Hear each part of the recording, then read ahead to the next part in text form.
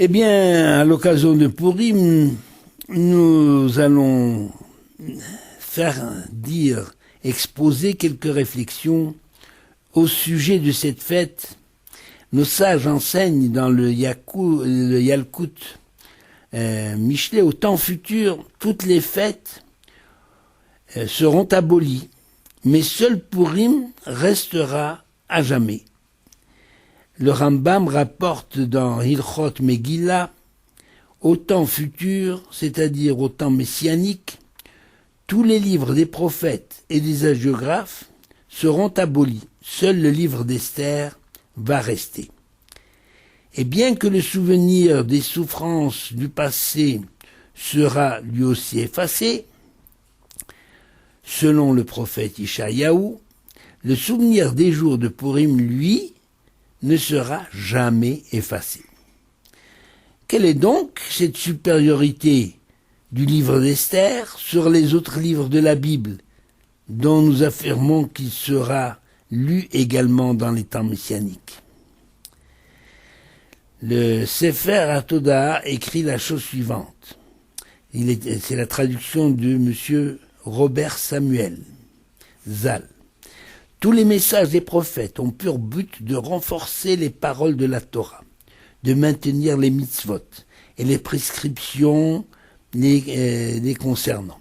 Or, lorsque le Messie viendra, un monde nouveau sera créé où l'étude de la Torah, son étude approfondie et sa mise en pratique seront la seule préoccupation des hommes. État idéal qui aurait dû être réalisé dès le début de l'humanité. Mais le livre d'Esther, c'est l'histoire de la destruction définitive d'Amalek, c'est l'acte final de cette destruction de l'ennemi de l'Éternel, va marquer le début de l'ère messianique où le nom de l'Éternel sera complet et son trône parfait.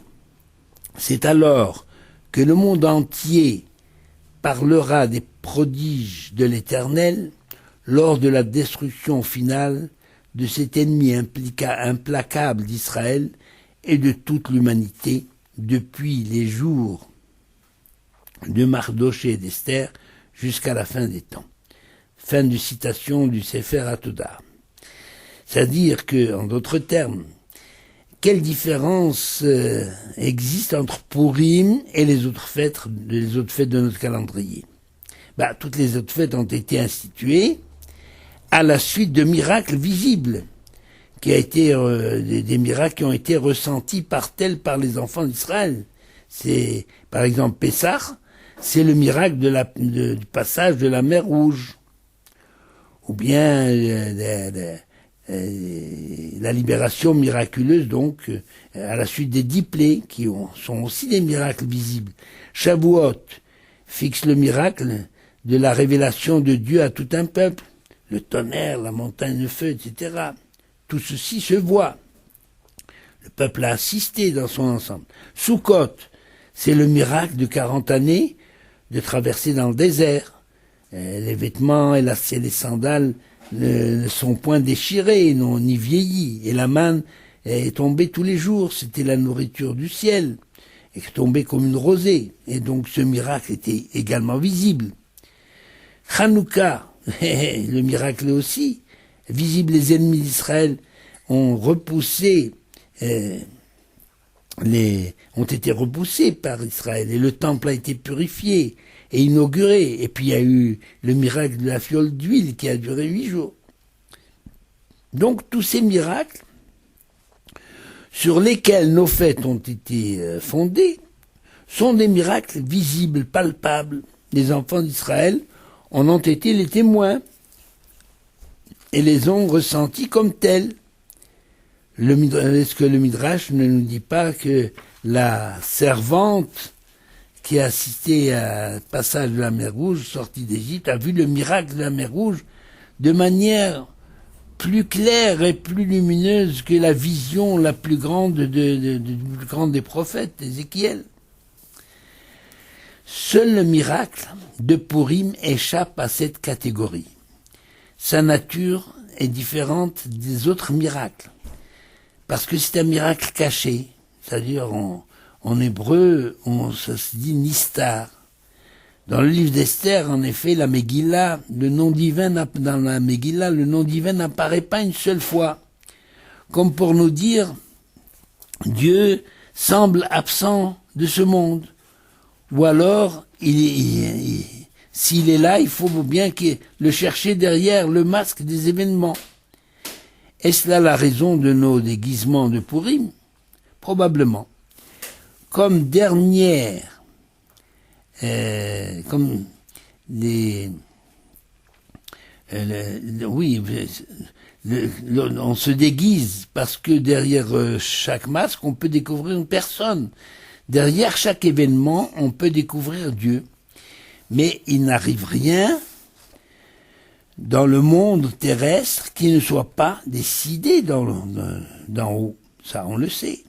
Mais seulement ça ne se voit pas. Tout le monde n'attribue pas les éléments qui arrivent au ciel, à l'éternel. En effet, par exemple, les 10 plaies. Pourquoi 10? Eh bien, parce que 10 se dit en hébreu, c'est un yud. Et le yud, c'est le symbole de Dieu, l'une des 4 lettres du tétragramme. Lorsqu'on considère les parachiotes, c'est-à-dire les sections, on s'aperçoit que les parachiotes sont stumotes, fermés, c'est-à-dire que sur le plan matériel de la disposition des lignes sur le parchemin, aucune ligne ne s'ouvre sur le vide. Si le paragraphe est terminé au milieu de la ligne, on ne va pas à la ligne. On commence un autre paragraphe après un blanc de 9 lettres. Ça s'appelle une paracha stuma. C'est une indication que le sens du passage nous échappe, soit entièrement, soit en partie. C'est-à-dire qu'en fait, la signification des événements de la Megillah nous échappe, si ce n'est qu'à la fin, on découvre le fil conducteur, c'est-à-dire le doigt de Dieu, sa présence invisible dans le monde. Les miracles des temps messianiques seront tellement éclatants que tous les miracles ayant eu lieu auparavant paraîtront ternes et de peu d'importance. C'est pourquoi toutes les fêtes instituées pour rappeler les miracles d'antan, les miracles du passé, n'auront plus de raison d'être. Tandis que Pourim, justement, il aura un caractère permanent, même au temps messianique. Il faudra rappeler que derrière chaque événement, que dans ce qu'il est convenu d'appeler la nature et les phénomènes naturels, il y a toujours ce profil un miracle permanent et la présence divine. Ce que la Megillah vient nous enseigner, c'est que ce que nous désignons par la nature, les choses naturelles, les choses qui se répètent, qui arrivent, sont en fait des véritables miracles. Mais cela, on s'en apercevra de façon éclatante qu'à la fin des temps, c'est-à-dire au temps messianique. La différence entre un miracle visible et un miracle caché, entre Nes Galoui et Nes Nistar, eh bien, justement, cette différence est suggérée dans un verset des Cantiques. On dit, voilà, mon bien-aimé se tient derrière notre mur, il guette par la fenêtre, il épie par le treillis. Celui qui est à la fenêtre est bien visible, alors que derrière un treillis, eh bien, une personne peut passer inaperçue. Ainsi en est-il de Dieu dans le monde. Parfois, sa manifestation est visible, comme une personne à la fenêtre. Parfois, eh bien, Dieu se cache, et cache sa face. L'une des 5 mitzvot de Purim, Matanot la Evionim, les dons aux pauvres, justement, contrairement à ce que l'on pourrait penser, le but de ces dons n'est pas de venir au secours des nécessiteux, mais davantage, et exceptionnellement, de leur permettre eux aussi de participer à la joie de Purim par des agapes et de la boisson. Le michté de Purim Seudat Purim, c'est aussi une occasion de festoyer bruyamment. En fait, Purim, à travers le manger et le boire, on célèbre le miracle, on reconnaît la présence divine dans le monde, dans la matière. C'est cette attitude qui devrait être la nôtre constamment, mais il nous est difficile de le réaliser. Purim est là justement pour nous le rappeler. Je vous souhaite Chag Sameach et Shabbat Shalom. Eh bien, à l'occasion de Purim, nous allons exposer quelques réflexions au sujet de cette fête. Nos sages enseignent dans le Yalkut Michelet, au temps futur, toutes les fêtes seront abolies, mais seul Purim restera à jamais. Le Rambam rapporte dans Hilchot Megillah, au temps futur, c'est-à-dire au temps messianique, tous les livres des prophètes et des hagiographes seront abolis. Seul le livre d'Esther va rester. Et bien que le souvenir des souffrances du passé sera lui aussi effacé, selon le prophète Ishayahu, le souvenir des jours de Purim, lui, ne sera jamais effacé. Quelle est donc cette supériorité du livre d'Esther sur les autres livres de la Bible, dont nous affirmons qu'il sera lu également dans les temps messianiques? Le Sefer HaTodah écrit la chose suivante.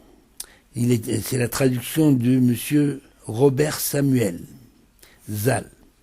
Tous les messages des prophètes ont pour but de renforcer les paroles de la Torah, de maintenir les mitzvot et les prescriptions les concernant. Or, lorsque le Messie viendra, un monde nouveau sera créé où l'étude de la Torah, son étude approfondie et sa mise en pratique seront la seule préoccupation des hommes. État idéal qui aurait dû être réalisé dès le début de l'humanité. Mais le livre d'Esther, c'est l'histoire de la destruction définitive d'Amalek, c'est l'acte final de cette destruction de l'ennemi de l'Éternel, va marquer le début de l'ère messianique où le nom de l'Éternel sera complet et son trône parfait. C'est alors que le monde entier parlera des prodiges de l'Éternel lors de la destruction finale de cet ennemi implacable d'Israël et de toute l'humanité depuis les jours de Mardoché et d'Esther jusqu'à la fin des temps. Fin de citation du Sefer HaTodah. C'est-à-dire que, en d'autres termes, quelle différence existe entre Purim et les autres fêtes de notre calendrier? Toutes les autres fêtes ont été instituées à la suite de miracles visibles, des miracles qui ont été ressentis par les enfants d'Israël. C'est, par exemple, Pessah, c'est le miracle du passage de la mer Rouge, ou bien la libération miraculeuse, donc, à la suite des 10 plaies, sont aussi des miracles visibles. Shavuot fixe le miracle de la révélation de Dieu à tout un peuple, le tonnerre, la montagne de feu, etc. Tout ceci se voit. Le peuple a assisté dans son ensemble. Sukkot, c'est le miracle de 40 années de traverser dans le désert. Les vêtements et les sandales ne sont point déchirés, n'ont ni vieilli, et la manne est tombée tous les jours, c'était la nourriture du ciel, et tombée comme une rosée, et donc ce miracle était également visible. Hanouka, le miracle aussi, visible, les ennemis d'Israël ont été repoussés par Israël, et le temple a été purifié et inauguré, et puis il y a eu le miracle de la fiole d'huile qui a duré 8 jours. Donc tous ces miracles sur lesquels nos fêtes ont été fondées sont des miracles visibles, palpables. Les enfants d'Israël en ont été les témoins. et les ont ressentis comme tels. Est-ce que le Midrash ne nous dit pas que la servante qui a assisté au passage de la mer Rouge, sortie d'Égypte, a vu le miracle de la mer Rouge de manière plus claire et plus lumineuse que la vision la plus grande plus grande des prophètes, Ézéchiel. Seul le miracle de Purim échappe à cette catégorie. Sa nature est différente des autres miracles, parce que c'est un miracle caché, c'est-à-dire en hébreu, ça se dit nistar. Dans le livre d'Esther, en effet, la Megillah, dans la Megillah, le nom divin n'apparaît pas une seule fois. Comme pour nous dire, Dieu semble absent de ce monde. Ou alors, s'il est là, il faut bien le chercher derrière le masque des événements. Est-ce là la raison de nos déguisements de Purim? Probablement. Comme dernière, comme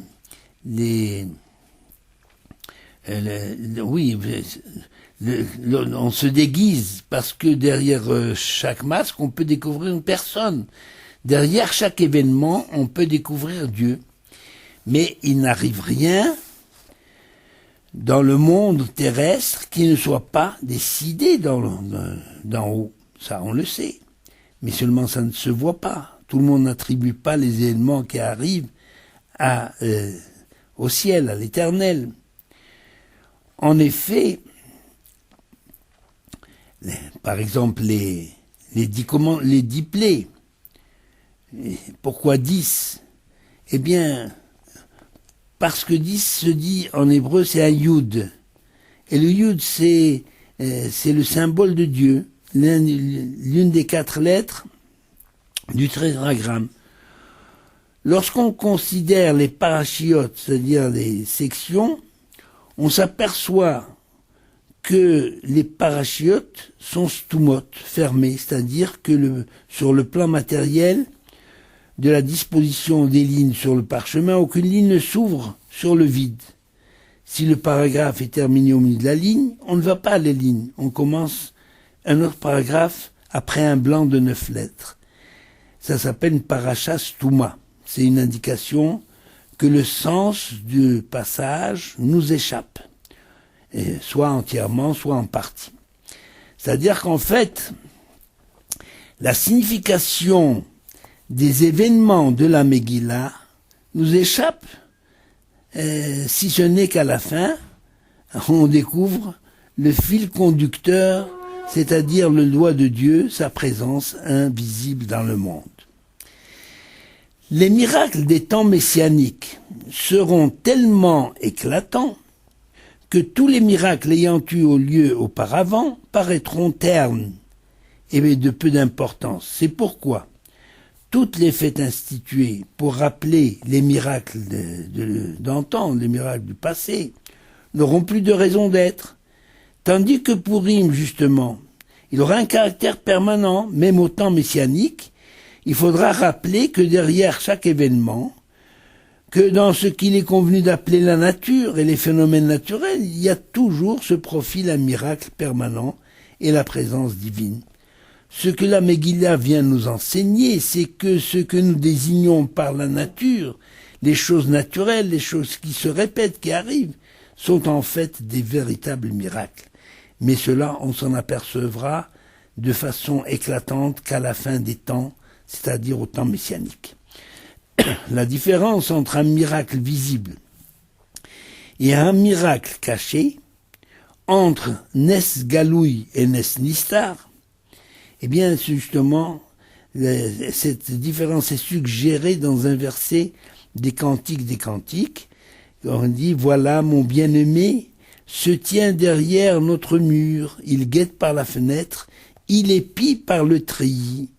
Celui qui est à la fenêtre est bien visible, alors que derrière un treillis, eh bien, une personne peut passer inaperçue. Ainsi en est-il de Dieu dans le monde. Parfois, sa manifestation est visible, comme une personne à la fenêtre.